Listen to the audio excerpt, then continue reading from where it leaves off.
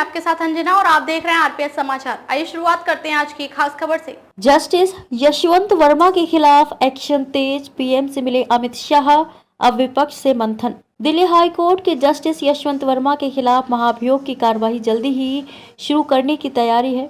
इस कार्रवाई के लिए सरकार चाहती है कि विपक्ष को भी साध लिया जाए। सरकार चाहती है कि महाभियोग के लिए राजनीतिक सहमति बन जाए। संसदीय कार्य मंत्री किरेन रिजिजू सहमति बनाने की जिम्मेदारी संभाल रहे हैं। उनका कहना है कि ये राजनीतिक मामला नहीं है, ऐसे में किसी भी तरह के मतभेद की जरूरत नहीं है। न्यायपालिका से जुड़ा ये गंभीर मसला है जिस पर सभी को एकजुट होकर फैसला करना चाहिए।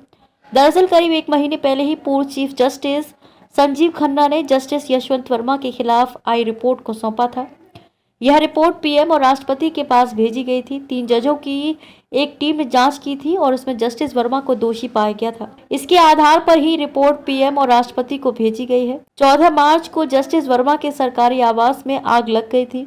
इस दौरान बड़े पैमाने पर नोट पाए गए थे और कुछ जल भी गए थे। कैश का इतना बड़ा भंडार मिलने पर सवाल उठे थे, तो फिर चीफ जस्टिस ने उनके खिलाफ जांच कराई। इसके अलावा जस्टिस वर्मा का ट्रांसफर इलाहाबाद हाई कोर्ट कर दिया गया। इस मामले में एक्शन से पहले होम मिनिस्टर अमित शाह और कानून मंत्री अर्जुन राम मेघवाल ने पीएम नरेंद्र मोदी से मंगलवार को मुलाकात की थी।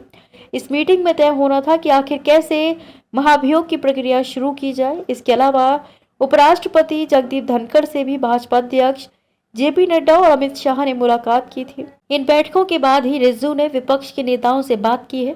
दरअसल राज्यसभा और लोकसभा में एनडीए का बहुमत है, लेकिन सरकार चाहती है कि इस मामले में सर्वसम्मति से ही फैसला किया जाए। आपको बता दें कि सरकार मानसून सेशन में ही महाभियोग प्रस्ताव लाना चाहती है। मानसून सेशन जुलाई के तीसरे सप्ताह में शुरू हो सकता है।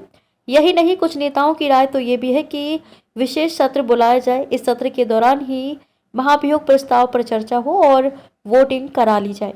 लोकसभा में प्रस्ताव लाने के लिए कम से कम 100 सांसदों का समर्थन जरूरी है। इसके अलावा 50 राज्यसभा सांसदों का समर्थन होना चाहिए।